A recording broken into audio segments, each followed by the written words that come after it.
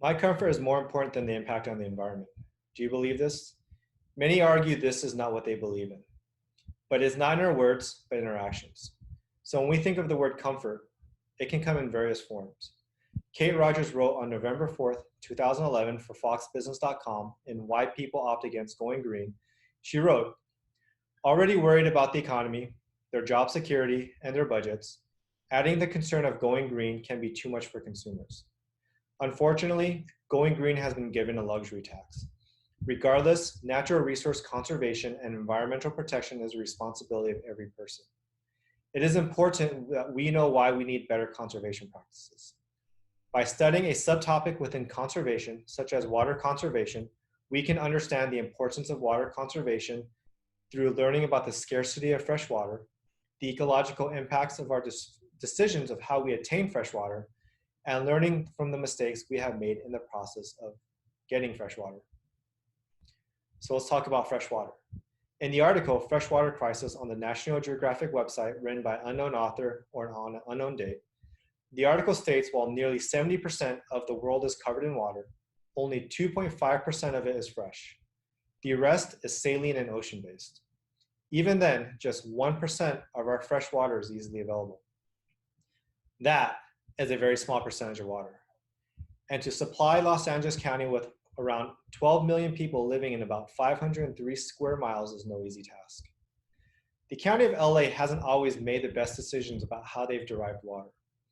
The Los Angeles River is a natural resource for water, a resource that, if harvested correctly, we could potentially supply nearly 100% of LA's water needs. The riverproject.org mentions in the Los Angeles River by an unknown author on an unknown date, in an average year, now approximately 600,000 square acre feet or 196 billion gallons of precious rainwater is channeled to the ocean. That is comparable to the amount the Los Angeles Basin imports from Northern California and the Sierras, which is approximately 750,000 acre feet or 244 billion gallons.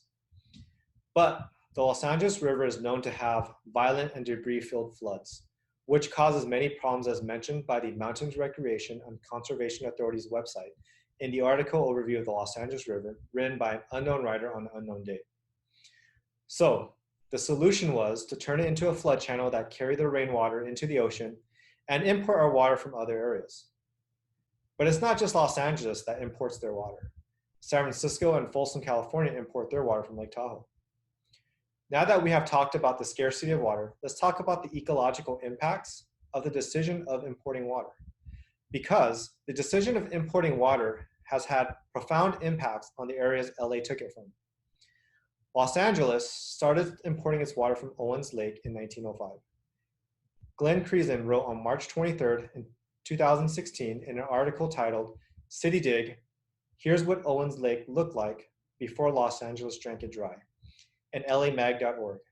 By 1926, the lush was dry, and the entire valley had turned from an idyllic Old West region into a not-so-attractive gateway to the Sierras. Think about it. Owens Lake went dry in about 15 years, supplying water for the population of about 576,000 people. And the ecological impact of that dry lake, as noted by Meredith C. Rehes on an unknown date in a USGS.gov study titled Owens Dry Lake, California, a Human-Induced Dust Problem, the lake bed is probably the largest single source of PM10 dust.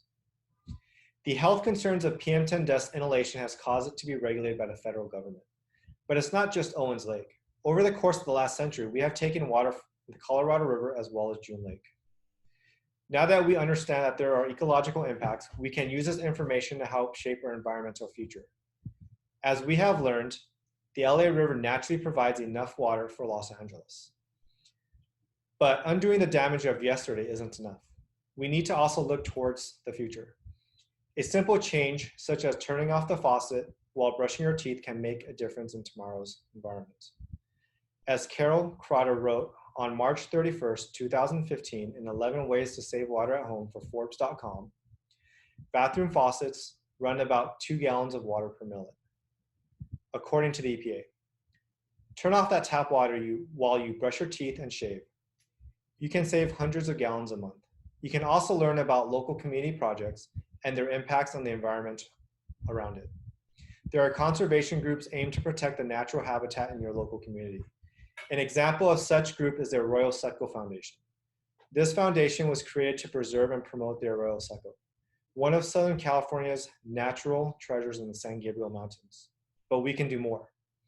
So in conclusion, history is not something we are forced to learn in school, but history can be a great tool we can use to learn from past mistakes to ensure that those mistakes don't repeat itself.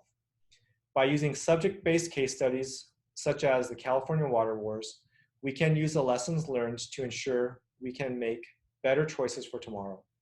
So I encourage you to learn. Take a look at how you can reduce your carbon footprint. Look at local projects and how it might affect your environment. Encourage elected officials to take a stance on environmentally friendly laws and practices. Learn about waste products and reducing it, and most importantly, with the information you've learned, educate those around you. Coexistence should not stop at coexisting with people, but we should learn to coexistence with nature as well.